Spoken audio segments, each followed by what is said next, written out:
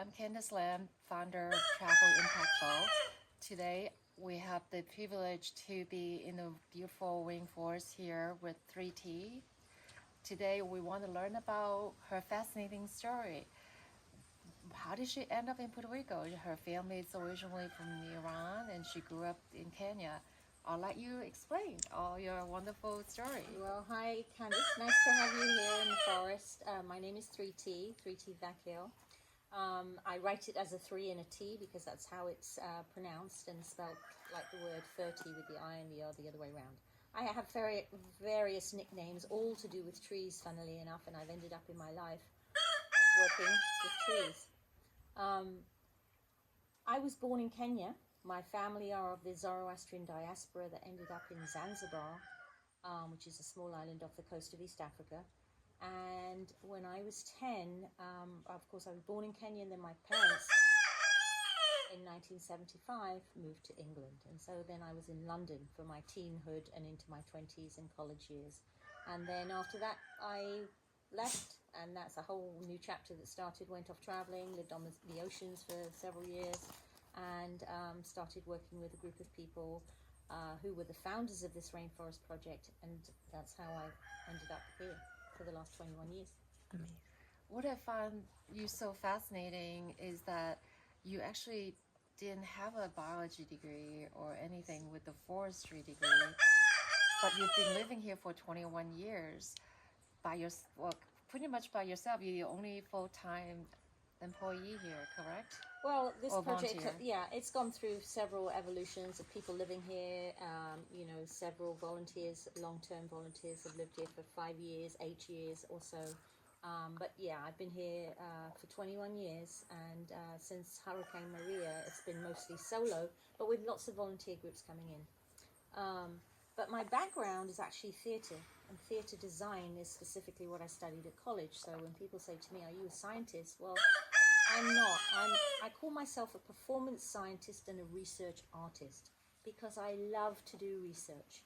And that includes collecting the data on anything, be it trees, vines, fungus, frogs, lizards, it doesn't matter. But then to collate that using imagery, photographs of all kinds. I'm a painter as well. So putting together information. So I'm not trained as a scientist, but I've been doing research work now for over 20 years. And I spent 3 years studying coral reefs as a diver, and that's when I really got into that whole research mode. And it wasn't long before I came to the rainforest and really took up the mantle here of work with trees and really got into what is sustainable forestry. I realized that working in theatre has helped me, though, to be able to put on lots of different hats. You know, 1 minute I'm writing reports, the next minute I'm talking to people, the next minute I'm leading a group, the next minute I'm digging ditches, pruning trees, planting trees, collecting seeds, reading up about trees, everything. So you have to really be able to jump into whatever role is necessary, and theatre has been a great teacher of that way of life.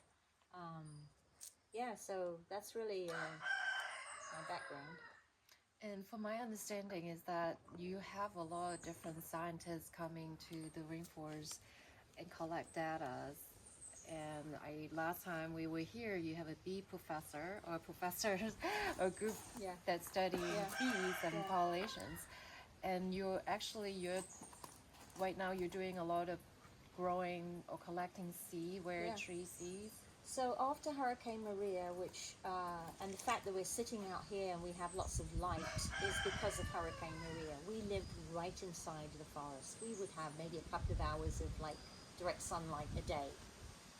So now we have all of this light here after Maria. But what we had to do really is to get the place back into order. And one of the main things that I've been working on for the last 4 years is to get our tree growing back into some order. We lost maybe about 5,000 trees in various different places on the homestead. 2 big nurseries were just destroyed.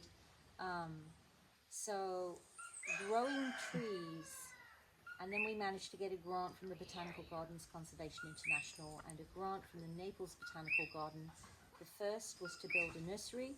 The second was to actually go out and survey for trees. So finally, you know, wow, somebody actually was like saying, yeah, go out into the forest and look at your trees. And that was an amazing moment in the beginning of this year to get that.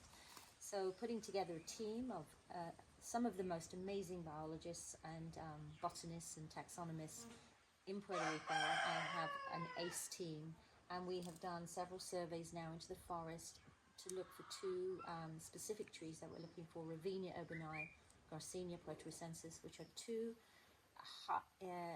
endemics that are critically endangered right now. So what we are aiming to do is find out, are they actually as rare as we think they are? So that's one of the things. And then to also then document the trees that we find, and to collect seed, collect cuttings, and see if we can start to grow them here in the nursery, and then filter them out into the community at large, other institutions, so either sending seeds and or maybe live matter at some point to other botanical gardens, so that we conserve diversity in a community around the world. And that's kind of what the Botanical Gardens Conservation International is. It's like the main body that helps every botanical garden around the world. We're not a botanical garden, but because of our location and the work that we've been doing, they found it. We're gonna seek you out and talk to you, and they did. And here we are a year later. The project has gone really well. I've literally just finished the end of year report of all of our achievements, and really have some great document evidence of the plants, the flowers, the seeds, the fruits, the planting out, work on cutting, success, no success, those kinds of things. So tree growing is now our main mission for the moment.